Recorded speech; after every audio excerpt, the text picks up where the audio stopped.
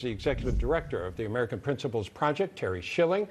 Terry, give me your take on what's going on, because some of these conservative parents feel like this teaching of this approach assumes that white people are racist and assumes so many things are wrong. So give me your take on what's going on here. No, you're exactly right, and your coverage earlier was hit the nail on the head. Parents across the country are starting to speak up out against critical race theory because it is inherently racist. We all know that Martin Luther King Jr. said that judge us not by the color of our skin, but by the content of our character. What critical race theory does is it teaches our children and everyone else that the content of your character is determined by the color of your skin. And if your skin is white, then you're evil. The left has a tendency to use phrases and words and feelings that everyone agrees with to advance policies and issues that no one would agree with.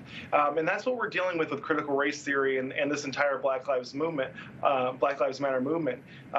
More parents are going to start speaking up, and it's really good that Ron DeSantis is making sure that this is free from the Florida curriculum. Right. We were going to bring that up. Florida Governor Ron DeSantis saying that this is actually teaching hate and that there's no room for it in public schools there in the state of Florida. What is his other argument? Are you aware of what else he is saying regarding it?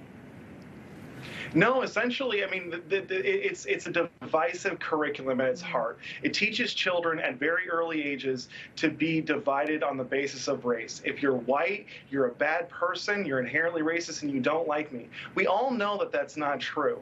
We all know that race really shouldn't matter when it comes to friendships, when it comes to working with people. And in fact, we passed what's called the Civil Rights Law back in the 1960s in order to say that and enshrine it in our law. But no, at the heart of why DeSantis is getting rid of this is because it's inherently divisive, it's hateful, and it puts racism at the heart of our curriculum in Florida schools. And one of the criticisms is also that if you criticize critical race theory being taught, that makes you, by definition, racist. And that there goes the conversation. I mean, are things perfect in our schools? Maybe not. Do we need to teach certain things better? Probably. But this seems to have a totalitarian approach to anyone that would criticize. Bob, you're exactly right. Ibram Kendi, the author of the How to Be an Anti-Racist book, actually says that where denial of racism exists even more. So the only way to get out of being a racist is to admit that you're a racist.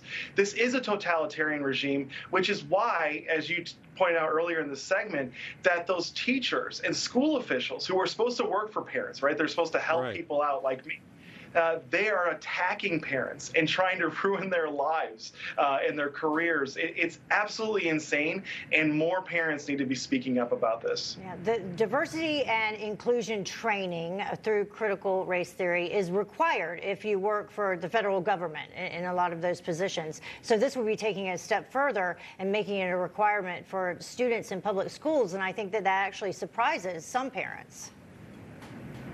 It absolutely surprises them. I think we should be even more concerned about the children, but it's also concerning to know that our government, the bureaucrats who service us at Social Security or Medicare or Health and Human Services, all of these federal agencies are going to have to be going through this critical race theory garbage. They're turning our own public servants against us. It's absolutely evil. Yeah, and Terry, the other thing that I don't want to leave behind in this conversation is that this appears to be a group of teachers who are trying to shame people that have more conservative opinions and doxing them, identifying where they are, who they are, trying to publicly shame them instead of having a conversation, an honest one, about anything that they might think needs to be changed in the curriculum. Exactly. If this was an honest movement, if this was a movement that had good intentions of actually eliminating invidious discrimination or any harm done to people of diverse backgrounds, they would be open to having these conversations, because we all know that the truth prevails, right? The truth is very strong, it's very heavy, and the reason we know this is an evil movement, that it has bad intentions, is because of how tyrannical it is and how much they punish the people who dissent from it. You don't have to punish people from believing the truth.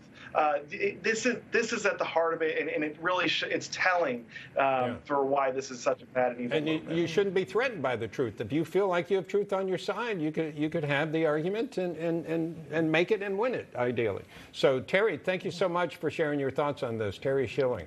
Thanks, Heather. All right. Thanks. Wanted to remind you folks, as you go out and about, we have a Newsmax TV app that's great to take with you. You can download it on your iPhone, your Android.